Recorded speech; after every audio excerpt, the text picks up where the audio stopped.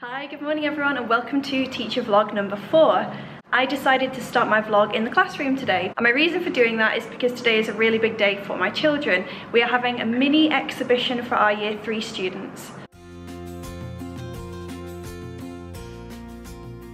Normally we only do exhibition when the children reach year 6, so when they're 10 or 11 years old. But I decided to try a smaller one with my class just to give them a little practice run and let them see kind of what it's all about. Anyone who's been following these vlogs will know that we have been learning all about civilizations. And this is kind of the roundup of the project, so it's like the final piece of work that I've expected the children to do. I've told the students they've got to create a civilization. I'm going to show you around the classroom and talk to you a little bit about what they've created and just show some of the work off before they all come in and start tearing it apart.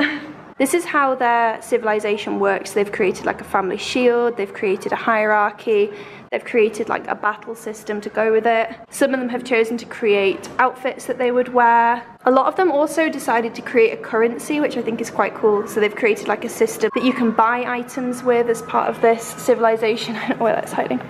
She made a mistake. They've also done some quizzes as well, which I think is quite nice. Okay, taking a look over here, and of course I'm going to be giving this a little tidy before the kids come in.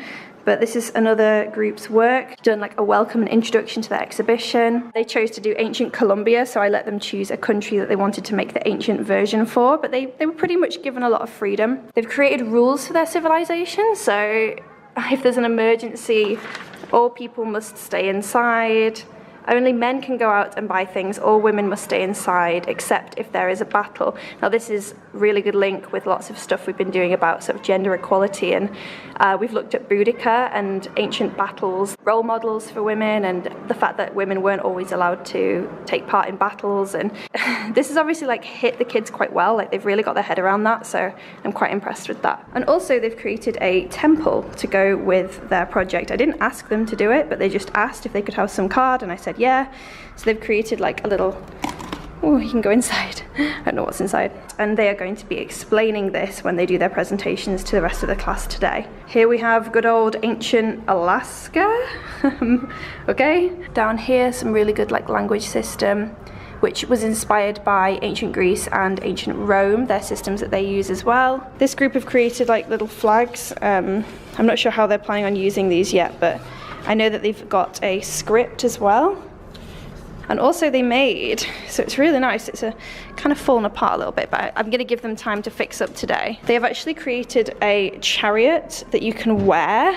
One group decided to create a prize box, so they've done a little quiz, and if you answer questions correctly, you get to put your hand in and you can choose a prize. These are supposed to be like representative of the civilization, so you can win like the fire stone or the water stone, and you can win something that's all linked in with their civilization. But they've kind of taken control of that. I didn't tell them to do that, they just sort of decided that was their plan. So I'm really proud of myself as a teacher for sort of letting go of the reins and just letting them have a bit of time to explore by themselves, because I think as a teacher we do scaffold quite a lot. We do, you know, present the children with a booklet they have to fill out, or we do say step 1, step 2, step 3, and it's been really nice to just sort of say, I wonder what you could create. What was yours, Tash? My mum definitely had that one. I used to love screwing in and out of the aerial, like, sorry mum, signal's going. Kieran, what was yours? Mine's this Motorola. Let me have a look. That's I don't recognise that. I'd have that now. Adidas phone? Yeah. And then, what before that, 3310. Yeah, I had that as well. Everyone had a 3310. This was my first phone. And then what was it, 3360? Didn't have that one. Which one did you have, That Kieran? would be something definitely. I had this one. Now it's just the black one. What did you use BBM for? All sorts of mischief.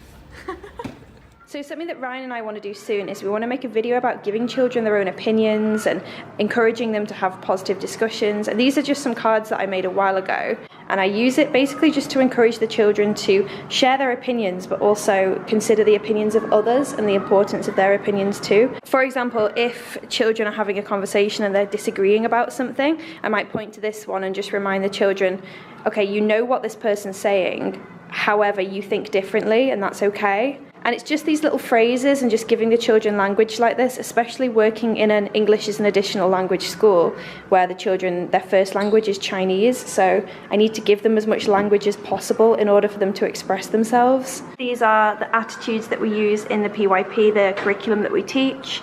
Lots of different skills that we expect of the children, and they're quite familiar with using these words, so they do use them in lessons as well. You know, the children have done little drawings to remind themselves what these actual skills would look like in practice. And at the side here you can see our little class mascot who's hiding just out of reach because I feel like the children grab him all the time and make him really dirty, and actually I love him too much, so the children aren't allowed him all the time. He's up there keeping an eye on everyone. Hi, good morning everyone. I cut the vlog a little bit short yesterday because all we did was the little mini exhibition, and then the rest of the day was a little bit busy, and then I went home. So the children did really well yesterday. I was so impressed with them. Also, I feel like sometimes younger children, seems they're less bothered about how they come across to others. Like they don't have as much awareness of what their friends might think of them, and I don't know, they don't embarrass as easily. So there was something really nice about just seeing them present yesterday. It just felt very grown up, and I was really, really happy with what they did. So today is a new day. All we are doing today in school is a school trip. We are taking our Year 3 students to the History Museum in Hong Kong. I think it's such a nice bonding experience for you and your class going on a trip. I always feel a lot closer to the children at the end of it. My number one tip is to take stickers. I feel like if you're ever walking through a quiet zone and you really, really need the children to just be quiet for a minute, throw some stickers at them. Wherever you are in the world right now, have a fantastic day, a fantastic weekend, and thank you so much for joining me on teaching vlog number 4.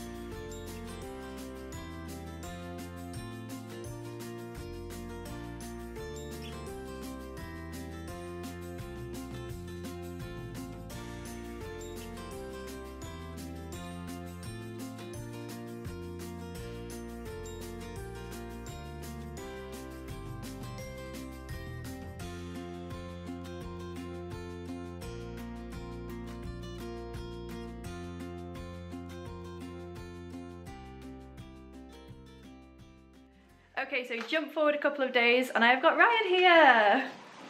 Hi, I'm in the bright light, wow. You look very well lit. We're super excited because tonight is the night of our Twinkl Livestream video, so we're just getting a little bit of preparation done for it now, and a special parcel has arrived. And who's it from? Sage Publishing are a really big deal in the UK. They publish a lot of books to help students, help teachers, so we're going to unbox it for you today. Let's see what we got in there. Yeah, we should make a video on this one. In fact, I think Sage, they really wanted us to try and do a video on this one. I think this one's really vital. And I had pretty much this book, but the earlier version when I was doing my QTS test. Yeah, I think I had the exact same one, you know. Yay. Getting into teacher training. I guess we don't really need this one right now. You're a little bit past this one, but I think it's important. Wow, there's quite a lot in there. I'm looking already. So it includes practice tests, the application process, and facing the interview. Ooh, it's quite good. Oh, this is really cute. This one is the ingredients for great teaching. Oh, so prior knowledge, subject matter, making your kids think. Maybe give this video a thumbs up, and maybe we'll give some of these books away as a little giveaway. Yeah. What do you think? Would this be helpful? Another trainee teacher's handbook. This is so cute. I just love the cover on this one. Knowing when to go off piste. I'm always going off piste. The time is now 6 PM. Look at the tasks and formulate a plan for the evening. Do you mark 20 essays that you promised your class you would do? Do you finish preparing for your Year 10 class at 9 AM tomorrow, which will take an hour? Do you complete your PGC assignment? I love how one of the tips in this book is to have dinner. Like when you're doing your teacher training, I feel like you genuinely forget that sometimes. Yeah. Like you're so busy. This is the final one in the little box from Sage. Let us know if you've got any of these books at home. Wow, this looks nice.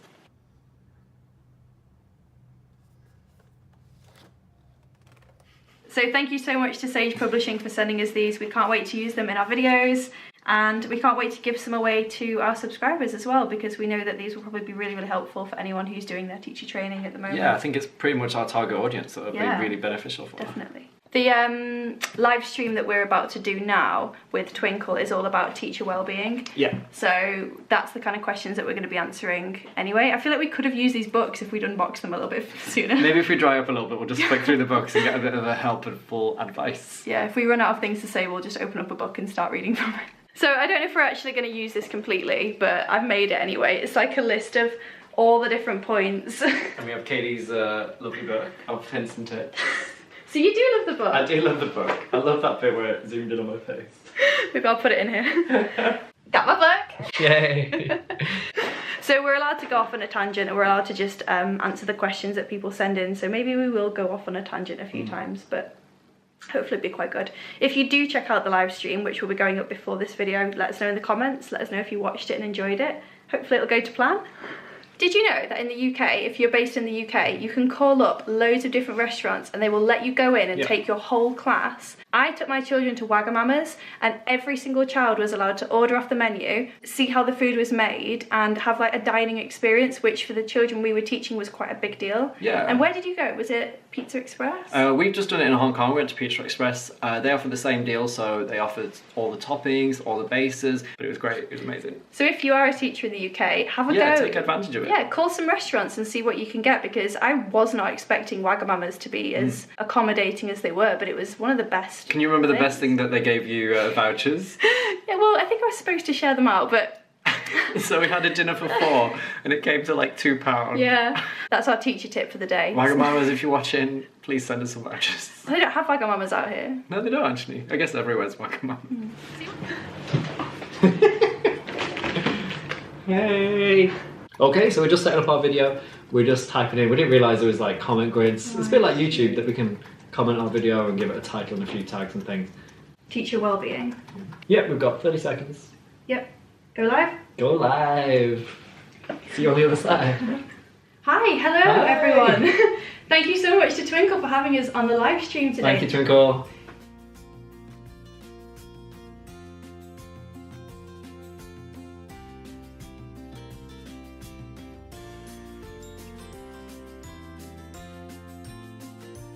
Both of us are from the UK, so we both did our teacher training in the UK. I did mine in Sheffield, Ryan did his in... Yeah, I did mine in Manchester, and then we got our first jobs in Manchester, and we both actually ended up working in the same school, which is how we met. So I'd been there 1 year and just got my AQT and passed.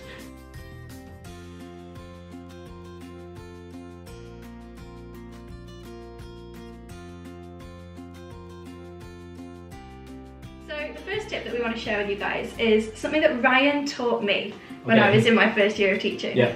So I was an NQT in Manchester and I was working in the same school as Ryan. And Ryan told me that I needed to learn to prioritise my workload. So if you've got a list of 10 different things that you need to do and you know you can't get them all done, Ryan told me always make sure that you do something that will impact others first. So for example, if you are planning as part of a team, so you're taking the maths planning and someone is taking the English planning, that should be the #1 thing on your list. There's things that come up in teaching that help your teaching partner, help your team. Things like planning or moderation, for writing moderation particularly is really important. If you can just check over your partner's work, give them some support, give them some feedback, that's really going to help things flow.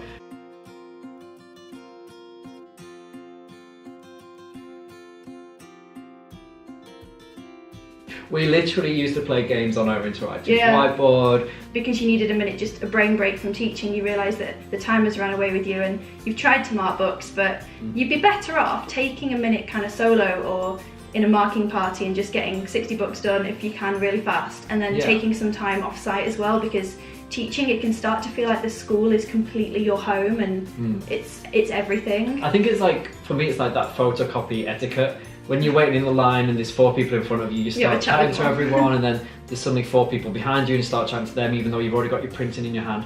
Have a bit of a break as a teacher. I think it's a really, really important part of well-being and balance. Are you really going to get the best marking done if you start trying to watch Coronation Street and then you've got 30 books to mark? You're just going to be like, right, done, done, done. I think it's much better. Try and find ways to manage that. So marking class, give a lot of verbal feedback.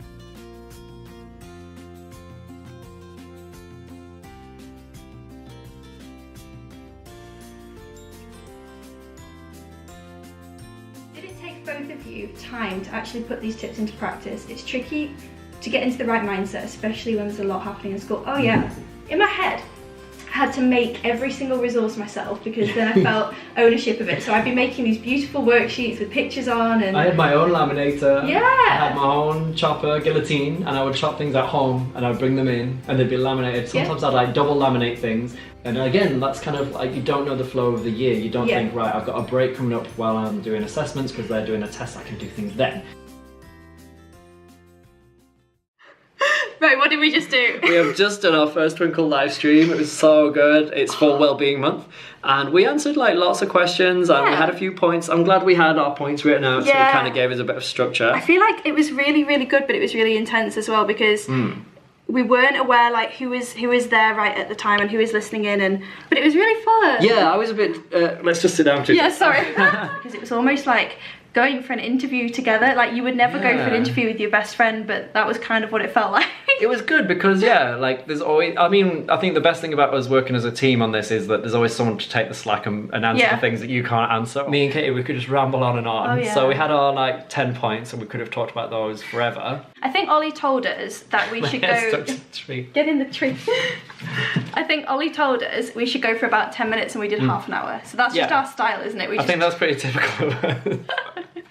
Okay, right, it is about 10:30 at night in Hong Kong, so I'm going to abscond and get the MTR back home. So Ryan lives in a cupboard. I don't live in Katie's apartment. I live in Causeway Bay. Katie lives in Kennedy Town. So thank you so much to everyone who's been part of this last vlog. I know it's been a little bit pieced together this one because I've tried to show like a few different days of teaching all merged into one, but I feel like the Twinkl live stream was such a big part of my week that I couldn't not put it in. We've been building up to that, and I don't know if people realise, I think people perhaps think that Twinkl have just asked us, but actually Twinkl have been so supportive from maybe like our first month of uploading videos. Twinkl have been like, we really want to get involved with you guys. I think it was a couple of months ago we posted out on Instagram and I said, I was like, oh, exciting news, something big has happened, but I couldn't say anything at the time because it was a little bit like hush hush because we were still figuring out the logistics of it, because Twinkl don't have any other, like as far as I know, any other YouTube teachers that they work with. So we were very like hush hush at the start, like we were just trying to figure out what our role would be, and I posted it and I said something like really exciting news, and then people started messaging me saying what's the news, and I was like, oh, I didn't think you'd care, but but I was like, oh no, like you'll see soon. We want to say a big thank you to Twinkl for organising that for us.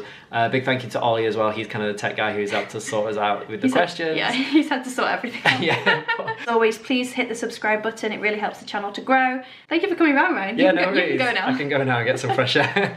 Okay, goodbye everyone, speak to you soon. Bye. Bye.